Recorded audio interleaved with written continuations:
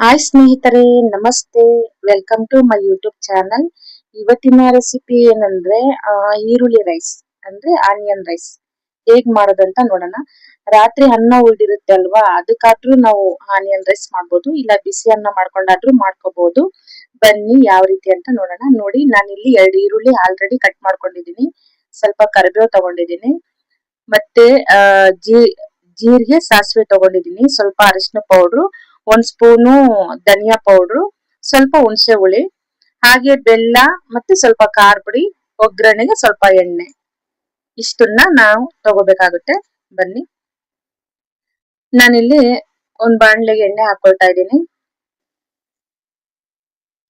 ನೋಡಿ, ಎಣ್ಣೆ ಕಾದಿದೆ. ಸಾಸಿವೆ ಜೀರಿಗೆ ಹಾಕೊಳ್ಳಿ.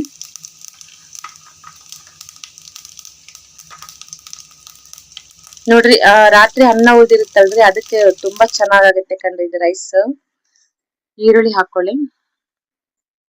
ಕರ್ಬೇವು, ಈರುಳ್ಳಿ ಹಾಕೊಂಡು ನೀಟಾಗಿ ಫ್ರೈ ಮಾಡ್ಕೊಳ್ರಿ. ಈರುಳ್ಳಿ ಚೆನ್ನಾಗಿ ಬೆಂದಿರ್ಬೇಕಂಡ್ರಿ, ಎಣ್ಣೆಲೆ ಚೆನ್ನಾಗಿ ಬೇಯಿಸ್ಕೊಳ್ಳಿ.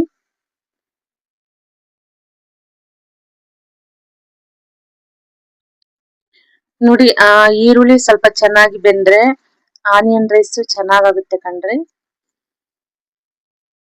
ತುಂಬಾ ಟೇಸ್ಟಿ ಆಗಿರುತ್ತೆ ಕಣ್ರಿ. ನೀವು ಒಂದ್ಸಲ ಮನೇಲಿ ಟ್ರೈ ಮಾಡ್ರಿ. ನಾನಂತೂ ಮಾರ್ನಿಂಗ್ ರಾತ್ರಿ ಅನ್ನ ಉಳ್ದಿದ್ರೆ ಇದೇ ರೆಸಿಪಿನೇ ಮಾಡೋದು. ಬನ್ನಿ, ಸ್ವಲ್ಪ ಹುಣಸೆ ಹುಳಿ ಹಾಕೊಳ್ಳಿ.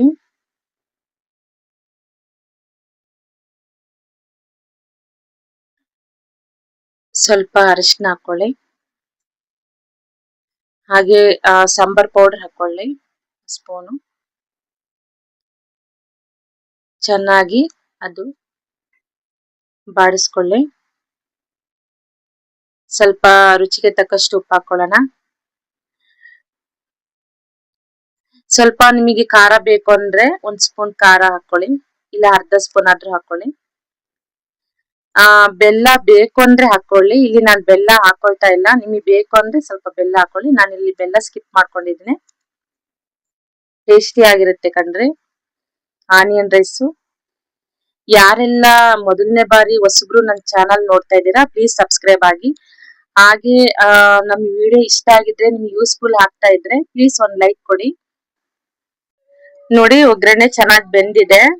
ಈಗ ನಾವು ರೈಸ್ ಹಾಕ್ಬಿಟ್ಟು ಕಲ್ಸ್ಕೊಳೋಣ. ನೋಡಿ, ನಾನು ಇಲ್ಲಿ ರಾತ್ರಿ ಅನ್ನ ಉಳಿದಿತ್ತು ಕಣ್ರಿ, ಆ ರೈಸಿಗೆ ನಾನು ಇದನ್ನ ಕಲ್ಸ್ಕೊಳ್ತಾ ಇದ್ದೀನಿ.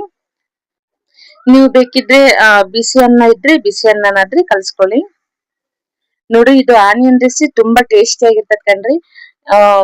2-3 ಸಲ ತಿನ್ಬೇಕು ಅಂತ ಅನ್ಸುತ್ತೆ, ಅಷ್ಟು ಟೇಸ್ಟಿ ಆಗಿರುತ್ತೆ. ನೀವು ಒಂದ್ಸಲ ಮನೇಲಿ ಟ್ರೈ ಮಾಡಿ. Thanks for video watching.